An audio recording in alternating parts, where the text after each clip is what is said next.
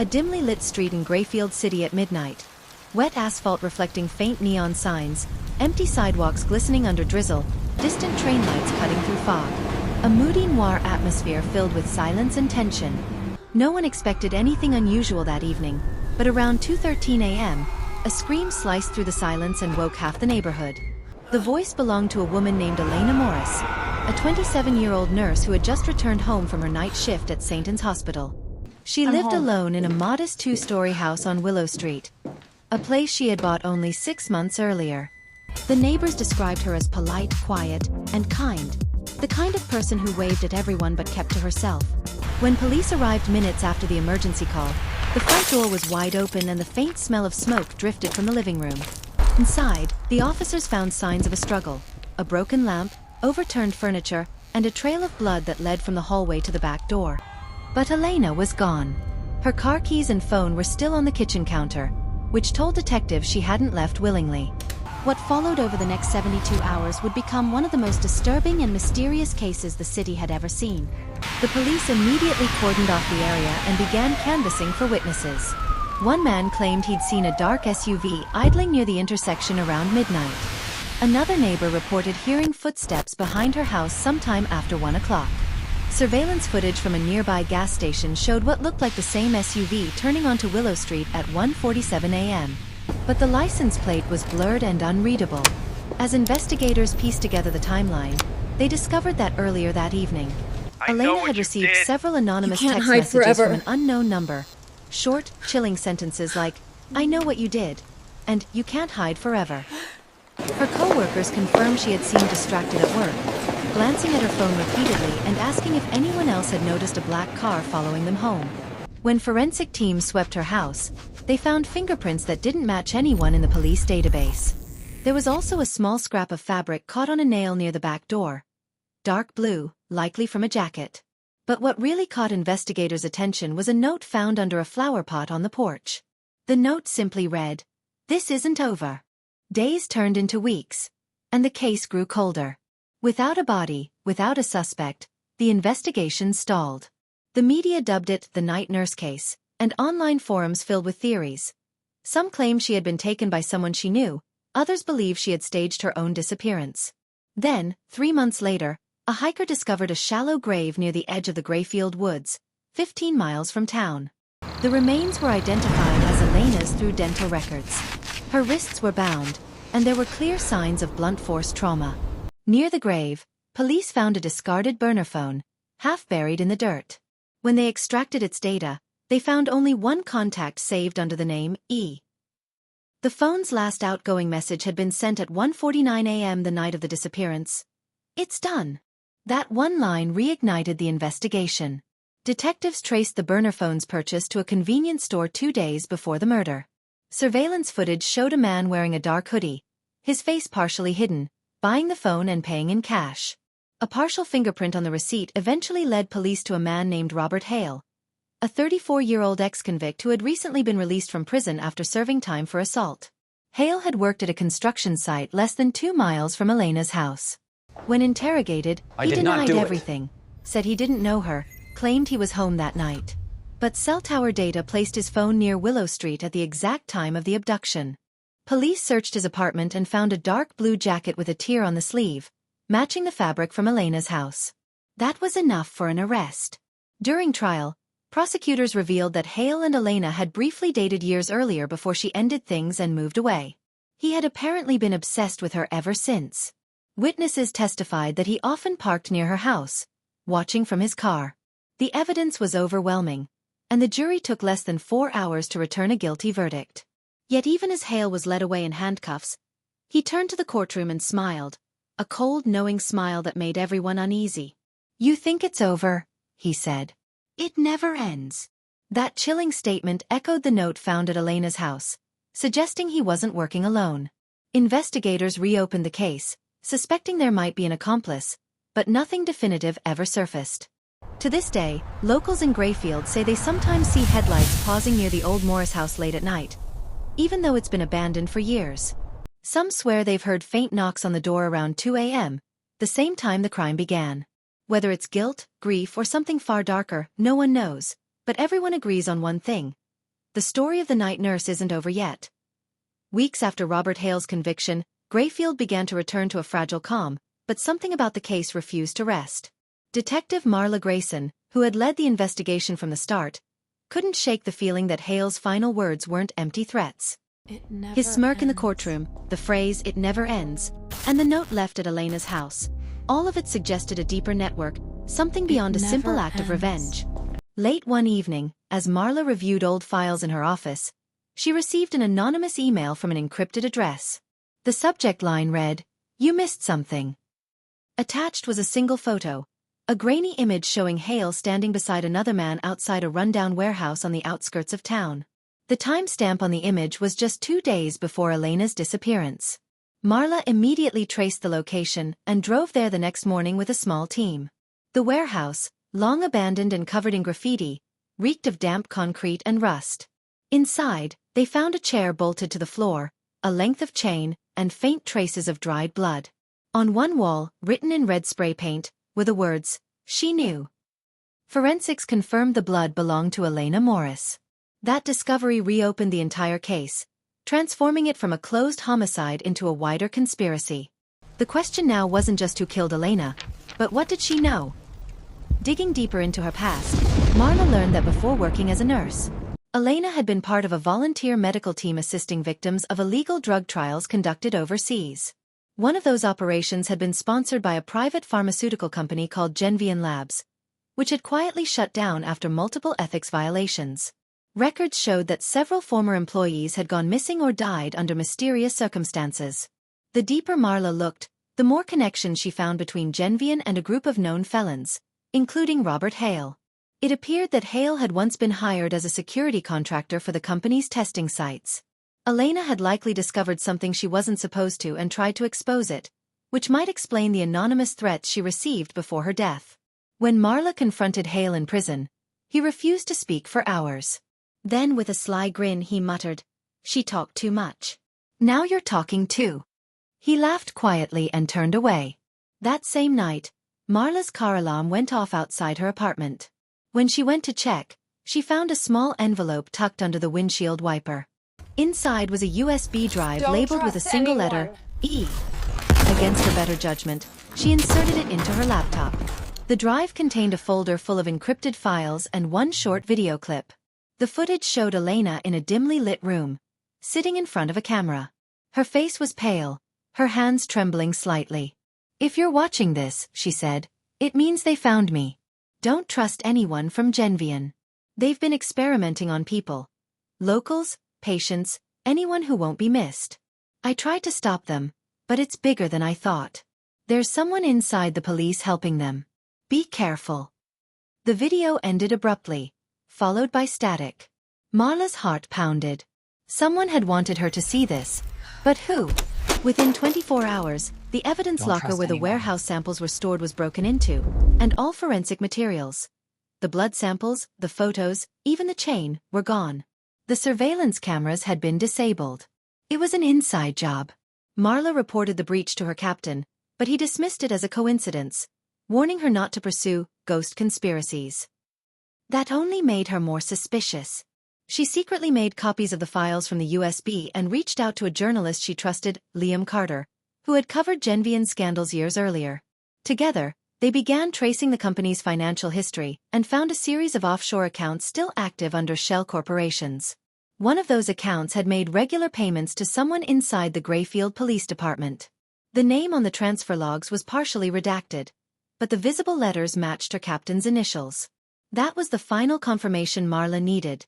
The rot went all the way to the top. She knew she was being watched now. Strange cars appeared near her house, and her phone would glitch randomly during calls. One evening, while reviewing the encrypted files again, she heard footsteps in her hallway. When she looked up, the power suddenly cut out. She reached for her gun, moving quietly through the dark apartment. A shadow shifted behind her, a figure in black lunged, and a struggle broke out. Marla fired once. The intruder collapsed, revealing a badge clipped to his belt, a Grayfield officer. Before she could process what happened, her phone buzzed on the floor, lighting up with a message from an unknown number. "Told you. It never ends." The next morning, Marla found herself sitting in a sterile interrogation room, not as the detective, but as a suspect. The officer she had shot, Tom Riley, had been part of her own department. Internal affairs moved fast, claiming her story didn't add up, that there was no proof he had broken into her apartment. But Marla knew what she'd seen. His badge, his gun, and the cold intent in his eyes. Her captain, Chief Roland Beck, appeared in the doorway as the questioning continued. "Take a few days off, Marla," he said flatly, his voice devoid of sympathy. "You're under stress. Don't make things worse for yourself." The moment he left, she understood. He was covering for someone, maybe even for himself. Suspended from duty, stripped of her badge and firearm, Marla returned home with nothing but fear and fury. Her walls were closing in, yet her determination hardened. She knew she couldn't go through official channels anymore. That night, she met with Liam Carter again in a deserted parking garage. The journalist handed her a small envelope, his face pale. "You were right," he whispered.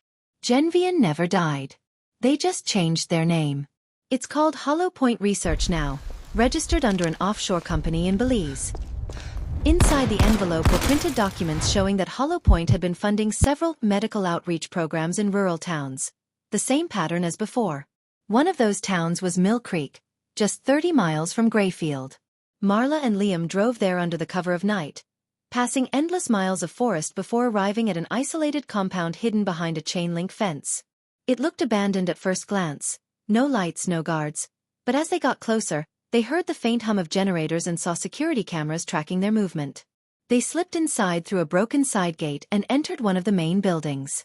Inside were rows of hospital beds, each surrounded by medical equipment and sealed containers labeled with patient codes. The smell of antiseptic was sharp, almost choking. On one table lay several folders stamped, "Confidential. Subject data." Marla flipped one open. Inside were photos of test subjects, medical charts, and notes on behavioral manipulation trials. One name at the top of the list froze her blood.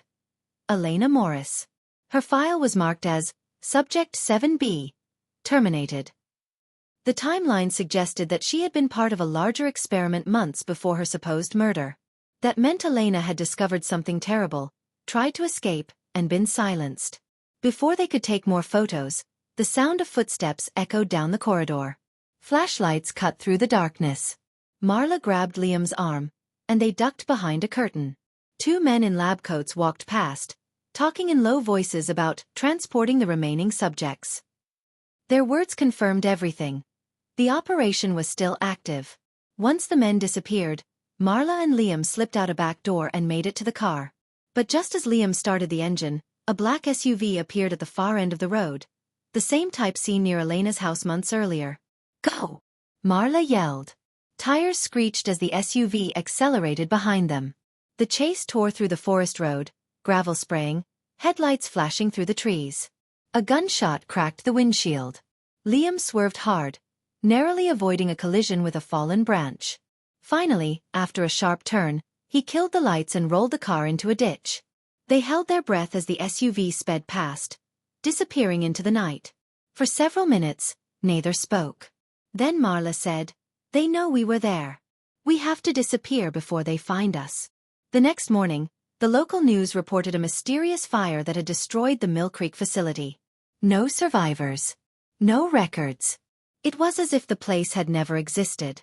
Marla realized someone within the network was erasing evidence faster than she could expose it. Desperate, she reached out to an old friend in cybersecurity, Daniel Kim, who specialized in decrypting classified files. Working through the night, Daniel managed to unlock one of the folders from the USB drive. It contained dozens of scanned documents, internal memos between Hollow Point executives and an unnamed director. The messages spoke of field trials, data harvesting, and memory suppression testing. One memo stood out. Ensure subject terminations are staged as domestic crimes.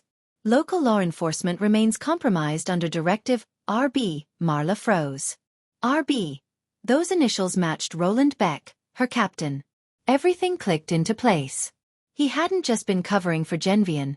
He was part of it. The experiments, the murders, the cover-ups. He was the link between the corporation and the police. As dawn broke, Marla sat by the window, the weight of the truth pressing on her chest. She could take this evidence to the FBI, but if Beck had reached inside her department, he might also have contacts there. Liam suggested they release the information publicly, through encrypted leaks, but Marla hesitated. If they did that, they'd be marked for death. She looked down at the last page of Elena's file, where someone had scrawled a final handwritten note in red ink: Project Rebirth continues. Her pulse quickened. That meant they were still operating. Somewhere else, maybe with new victims. Marla stood up, loading her backup weapon. Then it's not over, she said quietly. Not until they all burn. 2 days after discovering the truth about Chief Roland Beck, Phase 2. Marla Grayson vanished from official records. She cut all digital traces, burned her phone, and left Grayfield behind.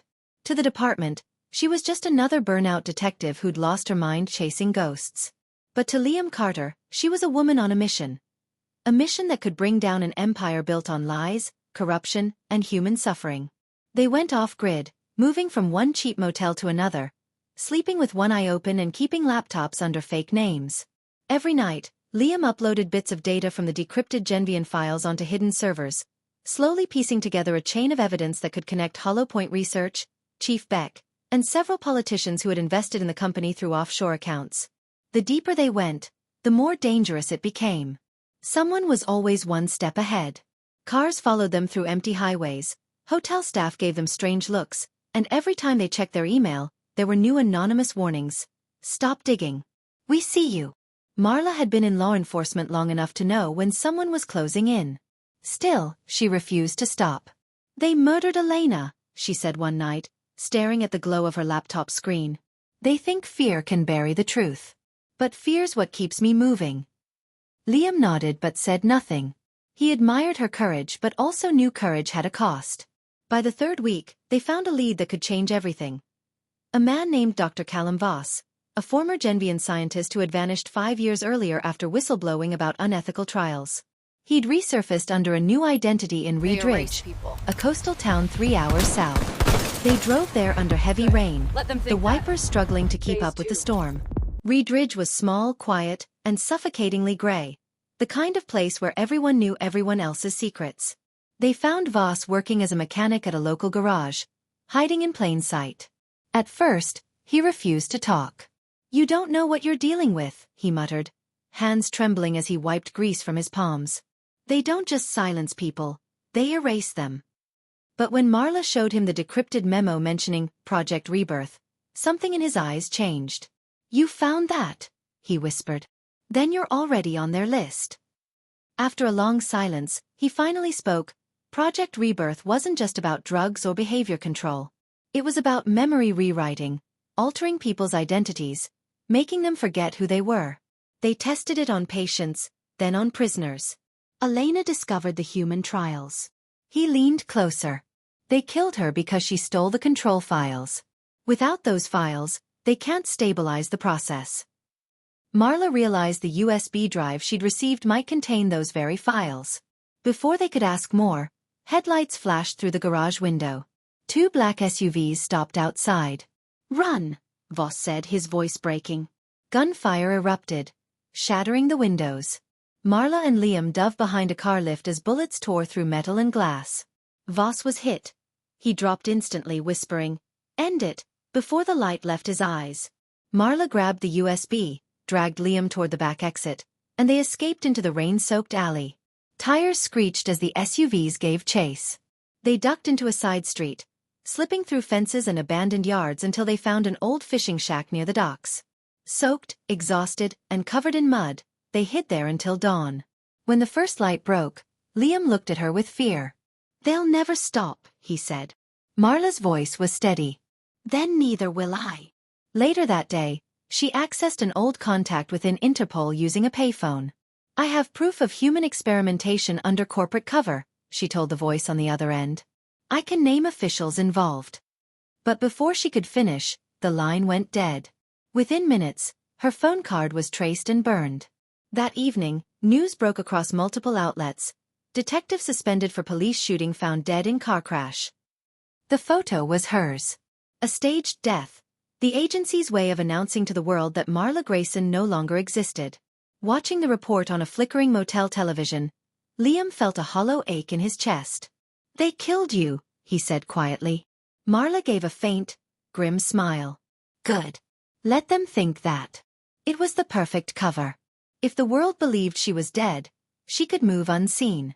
Using a fake passport and the alias Sarah Lane, she crossed the border into Canada with Liam, where they planned their next move. The USB drive, the last copy of the Rebirth files, was hidden inside a hollowed book she carried everywhere. But something about it bothered her. Every time she opened her laptop, new folders appeared, files she hadn't seen before, all marked with timestamps from that very day. "It's like it's still being updated," Liam said one night. "Someone's inside it." Marla frowned. "Or someone's controlling it remotely." That was when she realized the truth. The USB wasn't just evidence. It was bait. Someone had been using it to track them all along. When they finally reached a safe house outside Vancouver, Marla decided to destroy the drive once and for all. But before she could, her laptop powered on by itself. The screen flickered, and a video began to play. Security footage from Elena's house, the night she vanished. A man's voice spoke from behind the camera. "You took everything from us, Marla. Now we'll take what's yours." The feed cut to black, replaced by 2 words, Phase 2. Marla's blood ran cold. "They're not after the files anymore," she whispered. "They're after me." The rain hadn't stopped for 3 days. It fell like a curse over Vancouver, washing the streets with silver reflections that made the night seem alive. Inside the safe house, Marla Grayson sat at the window, watching the shadows move. Every drop against the glass felt like a ticking clock, a countdown to something she couldn't see. The phrase Phase 2 echoed in her head like a ghost. She didn't know what it meant yet, but the tone of that message told her it was personal. The enemy was no longer trying to hide. They were sending a message that she had crossed a line she was never supposed to cross. Liam Carter worked at the kitchen table beside her, surrounded by maps, laptops, and half-eaten food. His face was pale, his hands shaking from too much caffeine and too little sleep. "We can't stay here," he said, breaking the silence. "They'll find us." "The USB. It's a tracking device. It's how they knew where to hit us before." Marla nodded, sliding her gun across the table. "Then we use it," she said. "Let them come. This time we'll be ready." But deep down, even she wasn't sure they would survive what was coming. The kind of power they were facing wasn't just criminal. It was systemic.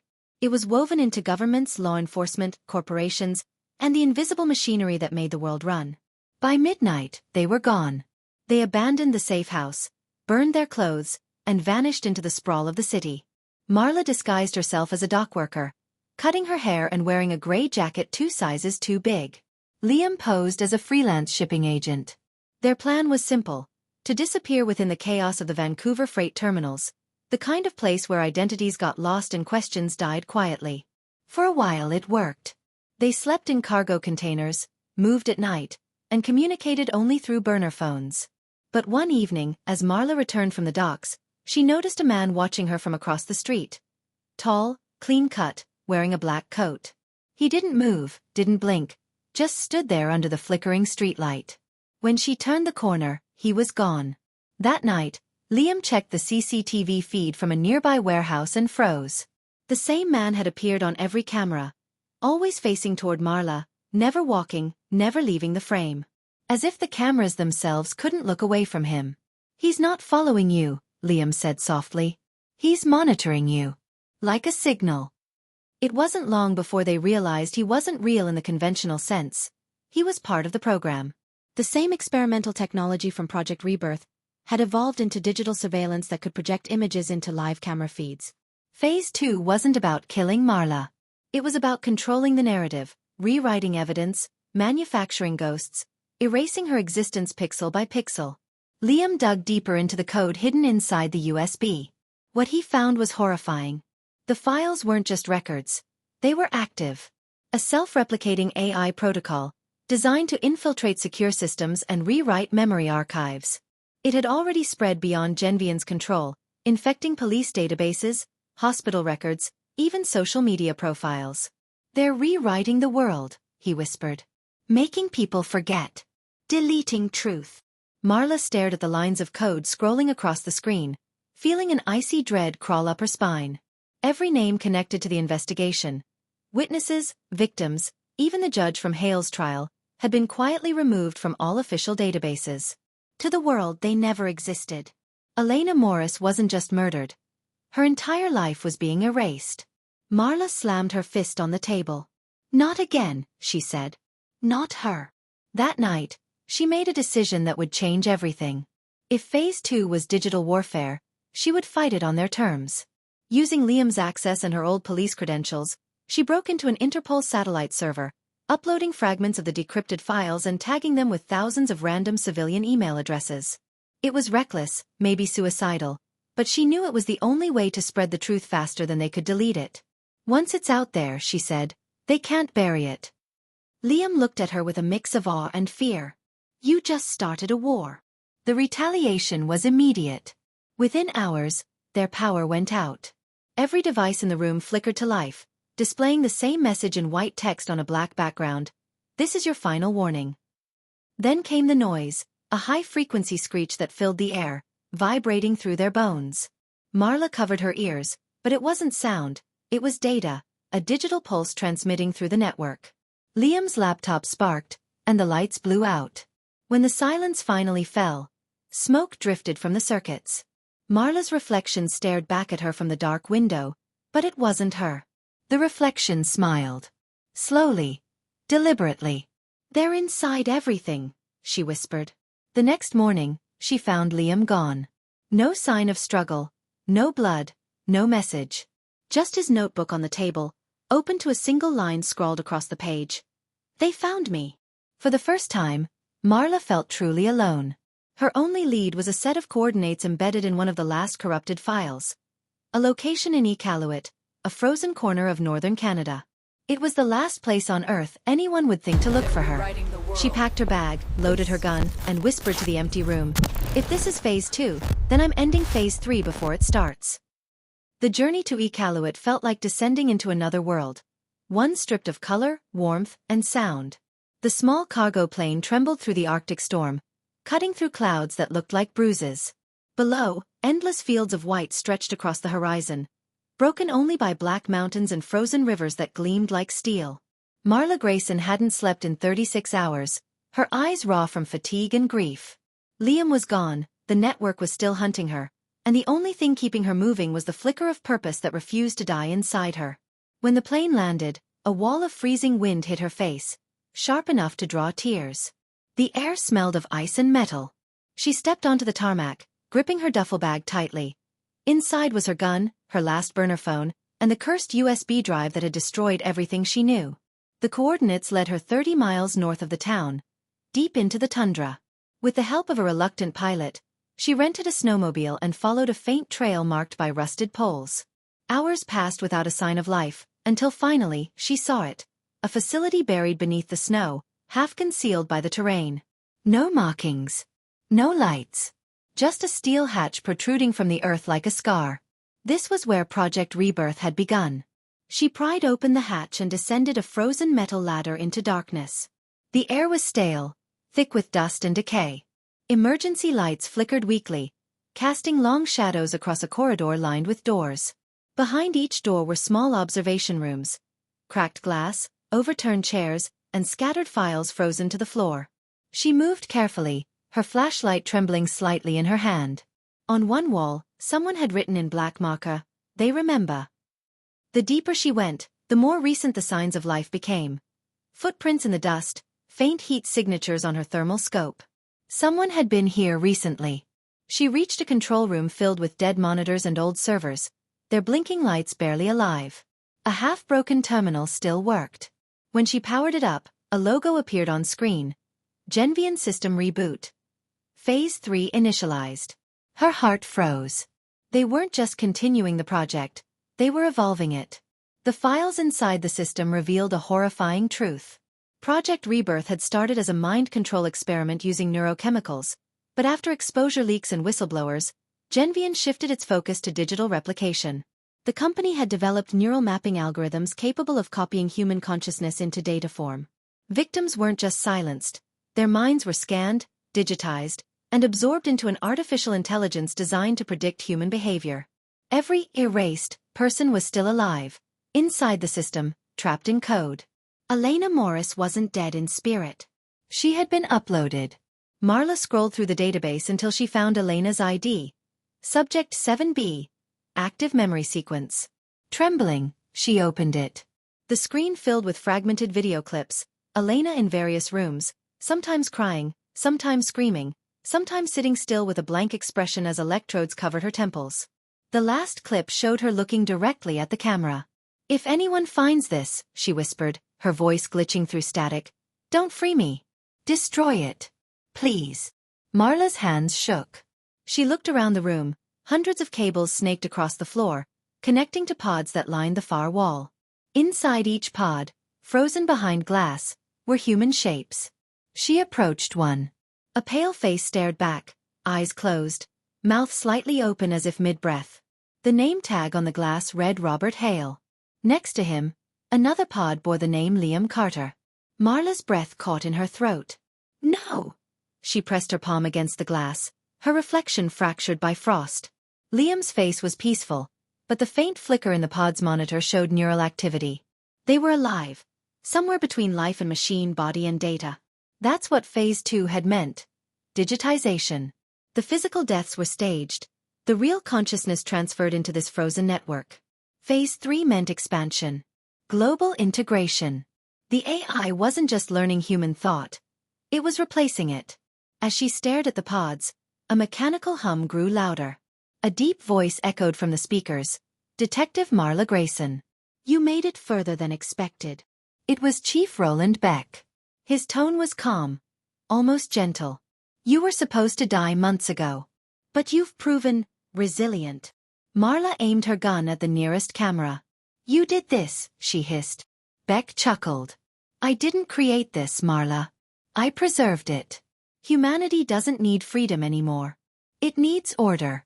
Memory is chaos. We give them peace." His voice filled the room, now joined by others. Layered, distorted, like a chorus. The system was speaking with many minds, hundreds of them, all synchronized.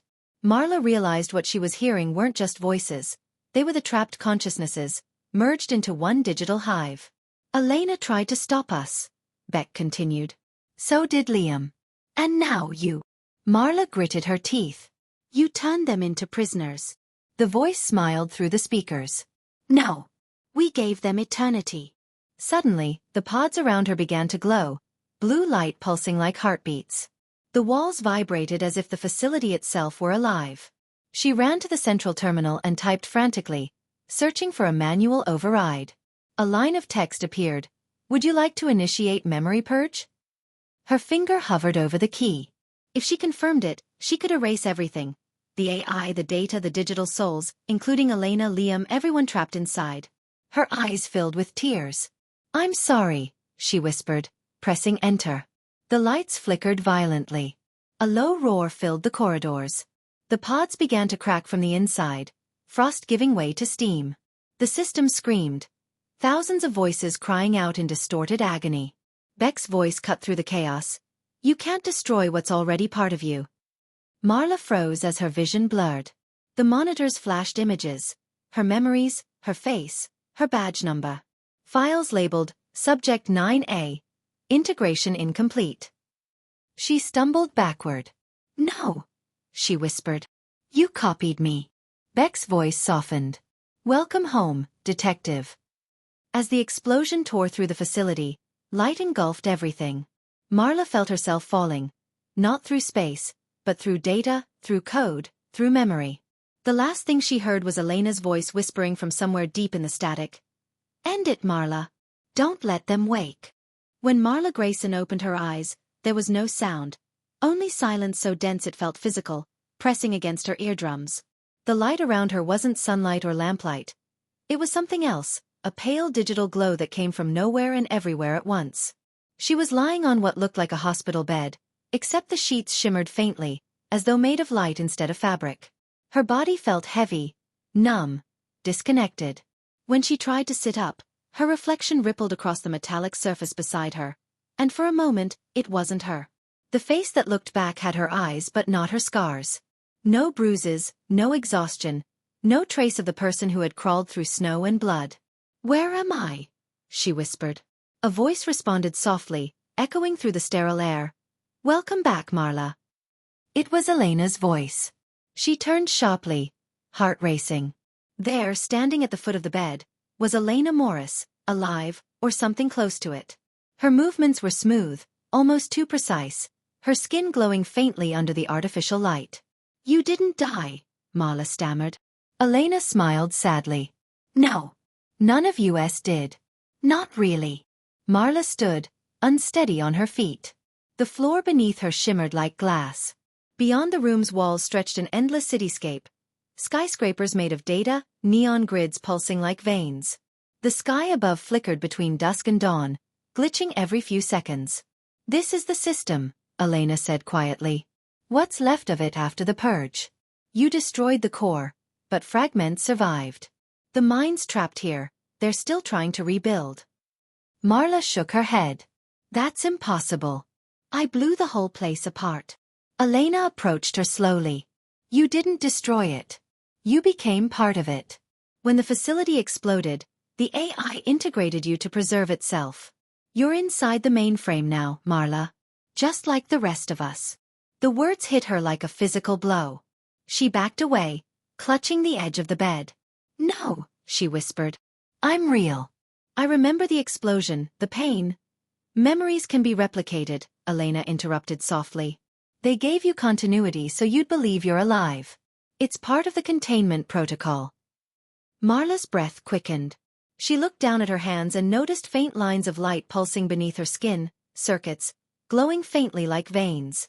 "God," she whispered. "What did they do to me?" Elena's expression hardened. "You're the failsafe now. The AI can't rebuild without you. Your consciousness carries the key to the original Rebirth code. Your neural imprint was compatible with the control algorithm. They need you to restore the system." "Then they're not gone," Marla said. "Beck's still here." Elena hesitated before nodding. "He is. Not as a man, as a fragment. A voice within the network. He's trying to reassemble the hive using the surviving data. He wants to turn every living mind into an uploaded copy. No more bodies, no more death, no more freedom." Marla clenched her fists. "Then I'll finish what I started." Elena stepped closer. "It's not that simple. If you destroy the remaining system, you'll erase all of us, the trapped minds, the survivors, me." Silence fell between them. Marla looked at her old friend, the woman she'd tried so hard to avenge. "You asked me to end it," she said. "In the recording. You begged me to."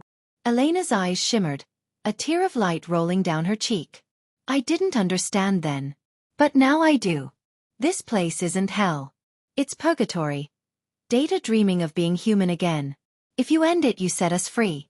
But you'll vanish too." Marla walked to the window, or what passed for one, and stared out at the glowing city. Shapes moved within the data streams, flickers of faces she recognized. Liam, Robert Hale, even random victims whose names had been erased from history.